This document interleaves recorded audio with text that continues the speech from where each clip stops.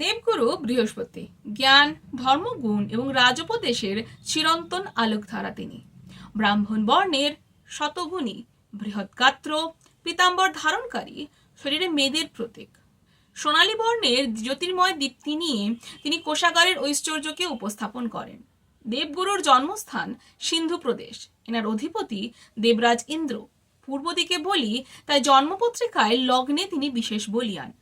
মধুর স্বাদ এবং মিষ্টত্বের প্রতিনিধি এই গুরু সময়ের প্রবাহে 1 মাসকে নির্দেশ করেন। শুভ গ্রহ হওয়ায় ইনি শুক্লপক্ষ এবং সূর্যের উত্তরায়ণে বলি হন। সূর্যদেব প্রতি রাশিতে 1 মাস সময়কাল ধরে অধিষ্ঠান করেন। এই 1 মাস সময়কাল হল সংক্রান্তি।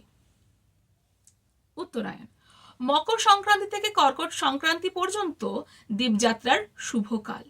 এই 2026 সালে 14 জানুয়ারি ছিল মকর সংক্রান্তির শুরু এবং 16 জুলাই দেবারম্ভ হবে কর্কট সংক্রান্তির। এই সময় দেবগুরু বৃহস্পতি শুভ ফলদায়ক হয়ে জীবনে জ্ঞান এবং কল্যাণের দ্বার উন্মুক্ত করবেন।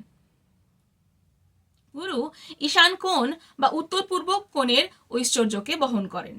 শস্যের মধ্যে ছোলার ডাল তার প্রতীক। শব্দ এবং কর্ণেন্দ্রিয়ের অধিপতি তিনি। মানব জীবনে তিনি 3 দশক অর্থাৎ 30 বছর বয়সের প্রতীক। রাজোপদেষ্টা, বিশেষত সন্তানের কারক রূপে তিনি বিদ্যার আশীর্বাদ দান করেন। স্বর্ণাভ কান্তিময় গুরু বাদামি বর্ণের চক্ষু এবং কেশযুক্ত, সুদীর্ঘ সুঠাম দেহের অধিকারী, জ্ঞানী, সর্বশাস্ত্র বিশারদ, বিদ্বান এবং মহৎ স্বভাবের। তার আচরণে সাত্ত্বিক প্রবৃত্তির রাজসিক সমতা বিদ্যমান। বাগ্মিকতায় তিনি অনন্য। সম্পদের অধিপতি নামে তিনি পরিচিত। তার কণ্ঠস্বর শঙ্খধ্বনি বা সিংহের গর্জনের ন্যায় অনুরণিত। রাজনীতি ও নীতিশাস্ত্রে তিনি অত্যন্ত পারদর্শী।